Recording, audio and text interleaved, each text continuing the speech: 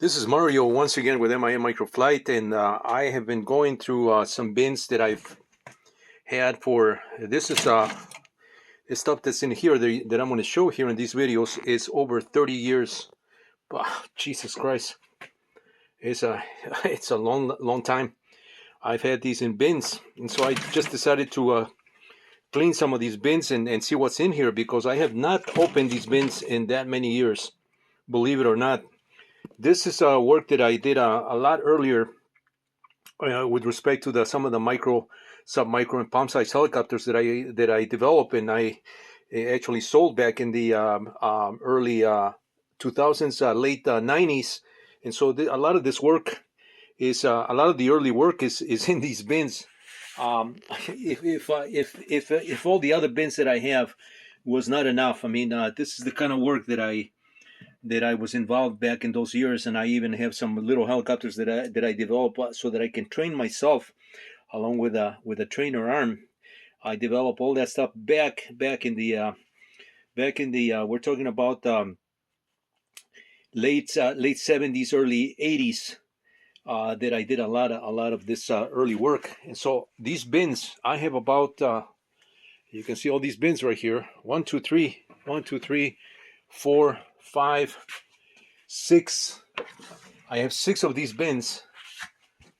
1, 2, 3, 4, 5, 6, 7, 7 of these bins, and I have some probably another dozen bins with full of just work that I've done over the years.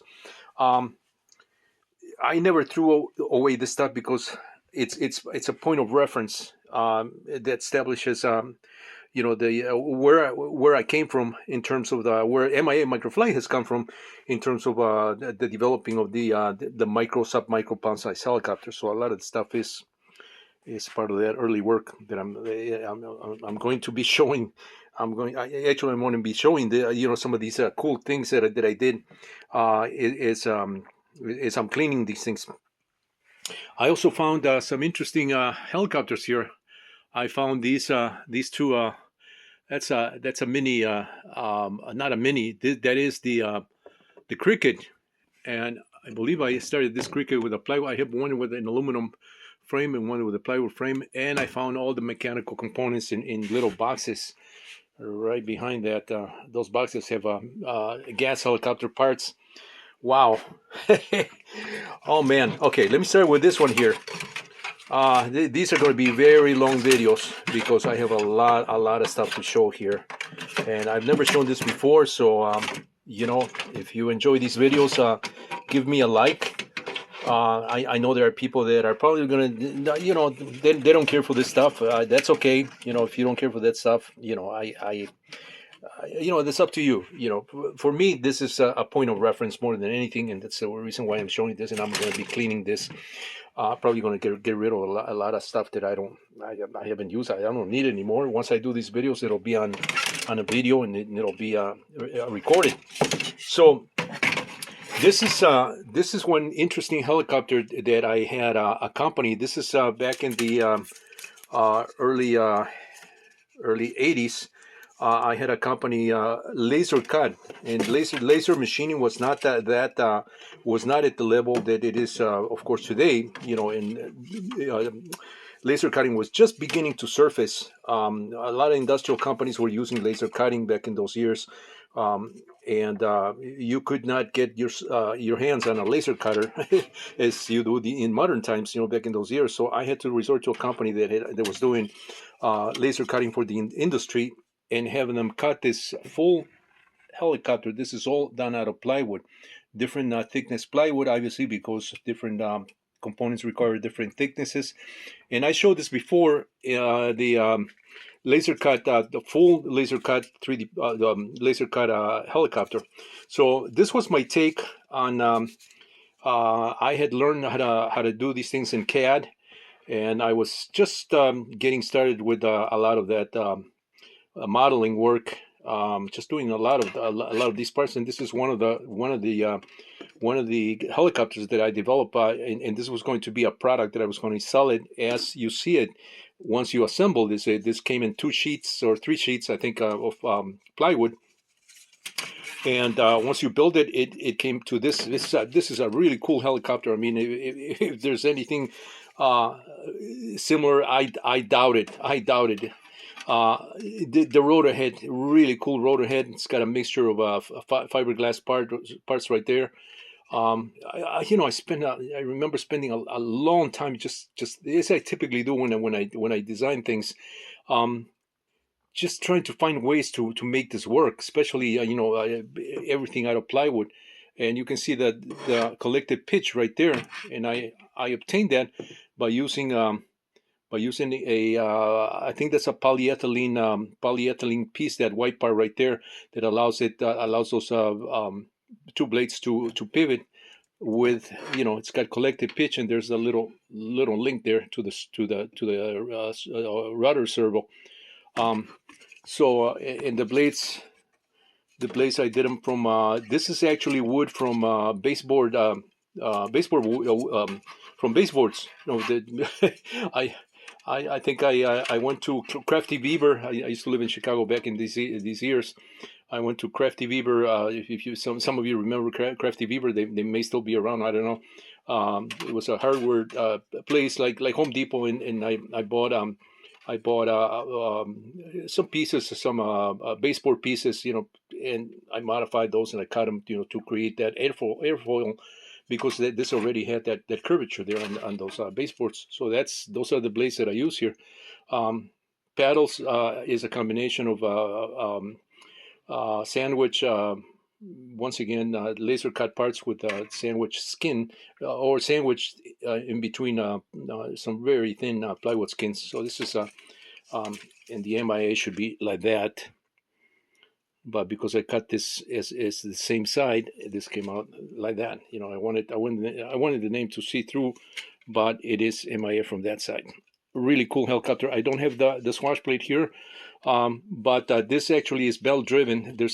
I used to use stock drive components back in these years, so this is meant for a stock drive timing belt pulley, and just a regular gear, to the motor here. You can see just the thought process that went into this really cool helicopter. I should complete this. I may complete this. Also in this box, I found this other helicopter. It's a foam sandwich with plywood. Another cool helicopter, extremely lightweight. I was trying to find ways to do helicopters back in these years. Just build something that was extremely lightweight. This is almost along the same lines as the Hobby Lobby Hughes 500 that used phenolic for the side plates. You sandwich over a foam, and so this one here, I think I did this on a. Yeah, this is before I had a CNC machine. You can tell that those lines are not totally perfect, but I got around to doing this. Any which way that I could, with the tools that I had at hand. That is a squash plate that was going to retain the squash plate in a fixed position, so that I didn't have to use a ball link as typical with squash plates. You can see the full helicopter's body is right there, ready for mechanics. So it's another cool helicopter. Some other helicopters that I also did. This one is also kind of cool. And I use these gears that I found at American Science Center back in Chicago. If some of you remember that place, I think they're still around. American Science Center used to sell all kinds of surplus stuff, and I used to stop there after work and just buy whatever I could get my hands on that I thought was interesting. So I bought a lot of these little gears and mechanisms that I use on these little helicopters. There's my first take on an idea of injection molding that complete assembly, and the gears are embedded inside that plastic. That's actually ABS that I machined, and just to get a mock-up so that I could later on create a mold for injection molding. So that's what that is. Another cool frame. I was just using wire with tie wraps, just like that. Nice and simple. What else is in here? Another interesting plywood and just wooden helicopters here. You know, another study here for another helicopter, kind of along the same lines as the one that I just showed. This one right there. So another interesting one. Some other variations using foam board and just aluminum for aluminum tubing is the shaft. I mean, look how cool that is. The battery support. Once again, wire landing gear, and this one also uses once again gears that I found at American Science Surplus or American Science Center. It was called in those days. Phenolic gears. These are I think these are actually fiberglass or linen based phenolic gears. Phenolic is a paper based product made with epoxy. This one I believe is linen, and you know, whatever I could get my hands on at the time, nothing special, and that's how I approach all my designs. You know, my original designs. This one right here was one of my first two motor helicopter frames. Wow. man, look at that. And this one used two 550 size motors and Lego blocks for the Lego block sandwich in between these two plywood frames, and that was one of my helicopters.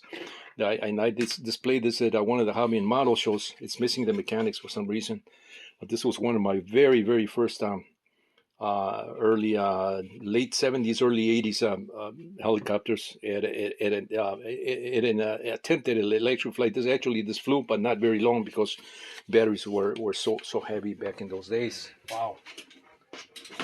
This helicopter, another cool one. Another one that I did.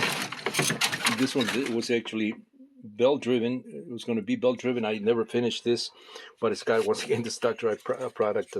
Stock drive gears. There's the timing belt pulley that I use on some of my recent 3D printed ones. But this is actually supposed to be. It's missing the. This is actually supposed to be a llama. There you go. Dual gear setup, belt drive for the. I should pull these gears because I can use these in some other ones and just. Since I actually can do this one in aluminum or because this is all just dowel rods and plywood, you know, kind of study models that I did back in those years. What else is in here of interest? Some rubber powered contraptions here that I also did back in way back in the early days, you know, to study how the helicopters study just in general helicopter characteristics. Here's another really lightweight plywood frame helicopter plywood, and this one had a little more angle back landing gear. Very much in line with that other one that I did in for laser cutting. So these are part of the same at the same time frame. I should just pull all these rubber powered things out of here. The Feather RB is another rubber powered helicopter that I used to sell through hobby shops. Here's another one of those helicopters with an aluminum. That's kind of a spiffy landing gear there. This one is just, you know, the helicopters the frames are just fine. I could just complete them. Some free flight early helicopters I did before I got into radio control, selling my radio control kits. I was selling rubber powered helicopter kits, and then I was also selling free flight electric free flight helicopters. And believe that's a high line. There was a company that was selling these little motors for indoor flight, and I did a few of these helicopters. This one's kind of messed up with the it's got squashed the little canopy there, but that is the Robin. What did I call this one? A Robin 2-50 because it used 250 milliamp hour NiCad cells, I believe. This was also free flight belt drive with a thread. Just that's it's just basically what is this thread? This thread is for buttons, heavy duty buttons, and I made my own pulleys, using just plywood and balsa wood, and basically all belt driven. Free flight electric helicopter. I have some photographs, all photographs that I've shown I used to show a lot of the stuff in via AOL, some of the very early AOL forums. Another one that I did, with basically with those phenolic gears. These contraptions, a lot of these contraptions. This is a take on using a little bit of carbon skins on balsa wood to create a frame. I guess that was the purpose of that. Another frame, kind of similar with the foam and plywood sides.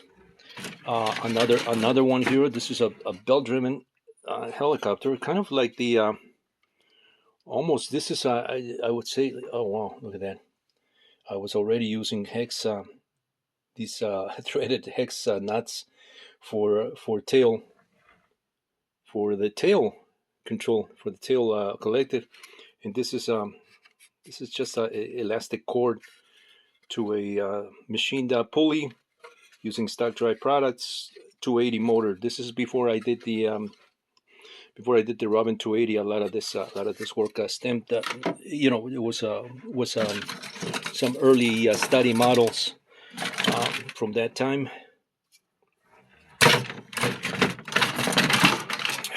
It looks like an aluminum piece that I maybe colored with. It looks like I colored this with a marker. No, I colored this with an ink that is used for marking aluminum before you machine the aluminum. You coat that with a red dye ink, and it looks like an anodized part. But eventually that wears out with time. So that's what that is. I think I did that just to get an idea how these parts would look anodized. Some rotor head designs. Oh wow, this is another rotor head here for the. This is another electric helicopter that I developed. I showed this in some other earlier videos that I did just before the start of the year on the MIA.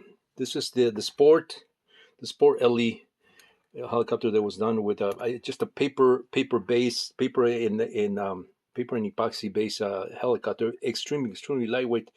And here's the aluminum rotor heads that I was doing for that.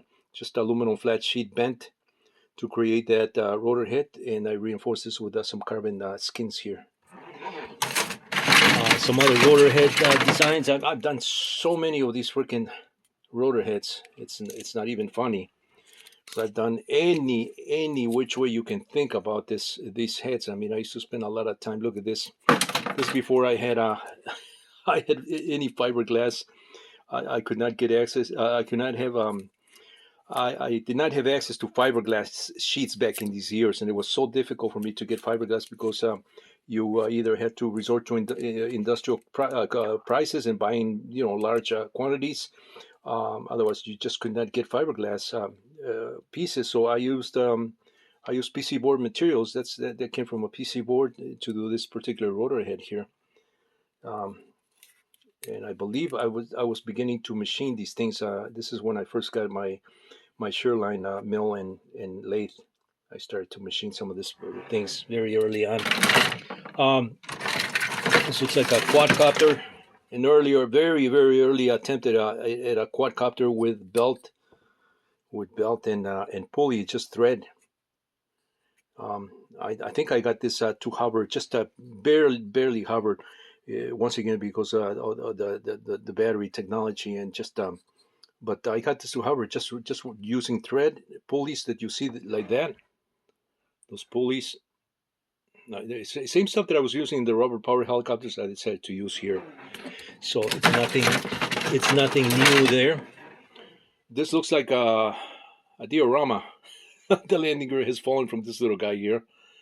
Yep, that's what it is. It's just a little helicopter that it's flying over water. So that's supposed to be water, and that's supposed to be the waves. I don't know why I did this. Interesting. Um, this is part of a little airplane. Oh, here's the wing. It's kind of broken. I was looking for this particular wing because I wanted to find out. I can't remember this particular airplane. It's one of the Sterling models, early Sterling models, rubber powered. I'm going to use this as my point of reference because I did build a large one and I never completed the wing. So here's my point of reference here. And then once I'm done with that, I'll just throw that away. Once again, the blades made from baseboard material. You can see the airfoil there, flat bottom Clark White airfoil, perfect.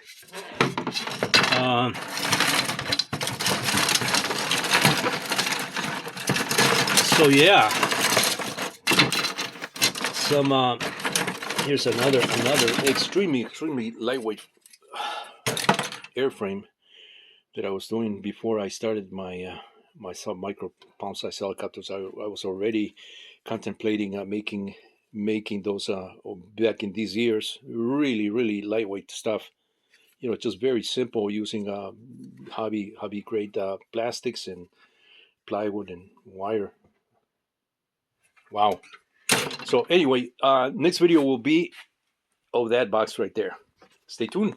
If you find this interesting, please give me a thumbs up. It really helps others to engage and view some of the stuff that I've never shown before. I don't think there's another person that has done, you know, this kind of work that I've done, you know, in the world. And that's the other reason why I'm showing this. I'm not trying to be cocky or ego driven. I'm just showing you the stuff that I've done before I take this and clean this up. And you know, I'm going to be trashing a lot of stuff because I don't need this anymore. I mean, once this is on these videos, I think it'll seal, you know, my the work that I've done, which is extremely important, you know, to from a historical point of view.